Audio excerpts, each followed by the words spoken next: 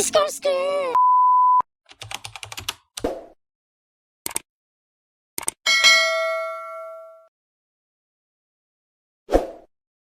Good day mga waray, nun ngayon ay magde-deliver muna tayo ng mga order bago pumunta sa RFM para mag-rides mamayang gabi.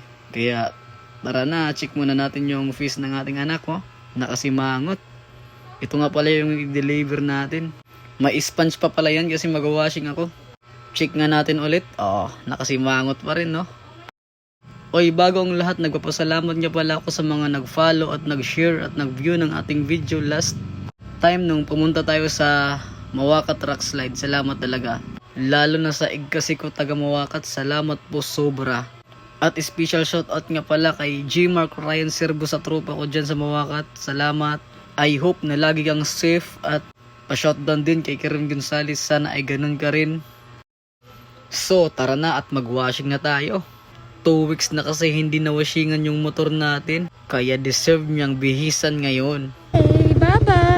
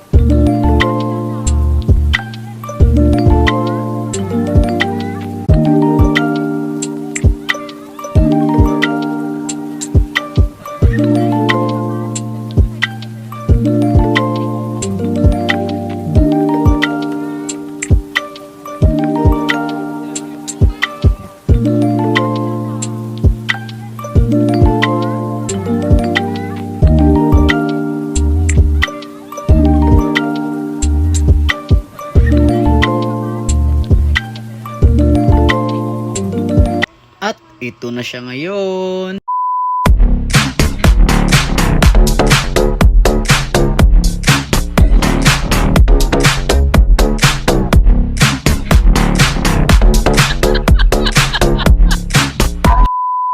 Transition agad. Akala nyo naman may nagbago sa motor ko, ganun pa rin yun.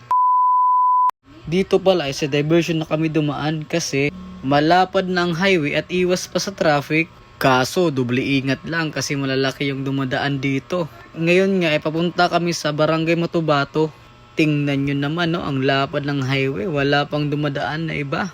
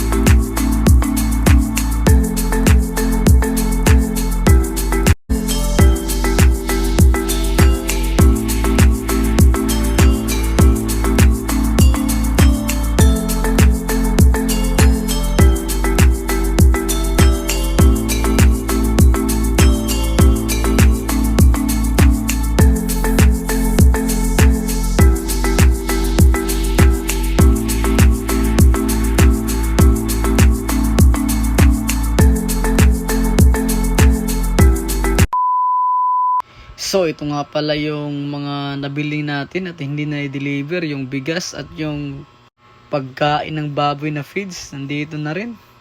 Medyo kargado tayo ngayon. Andito nga pala tayo sa Barangay Palanas ni Haga. Transition na natin yan.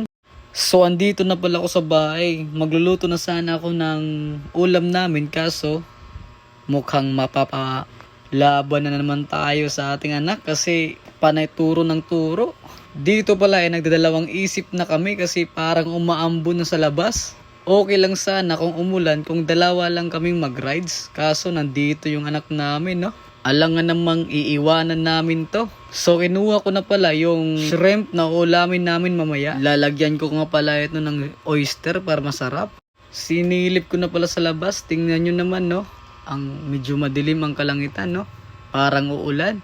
Kaya hindi na kami tumuloy. Mas mabuti pang magluto ng oyster, shrimp at matulog. Kaya tara, umpisahan na natin magluto. Dahil frozen yung shrimp natin, nilagyan muna natin ng tubig para mawala yung mga ice na nagbubuo sa kanyang katawan. Tama ba yun? Basta yun na yun.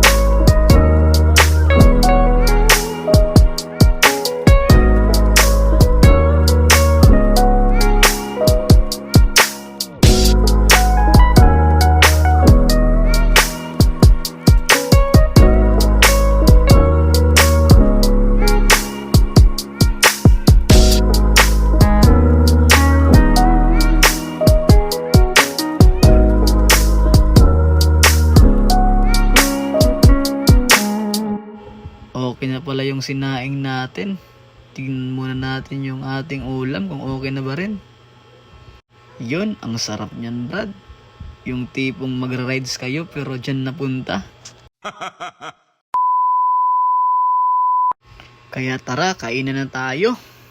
That's all mga kawaray nun. Goodbye!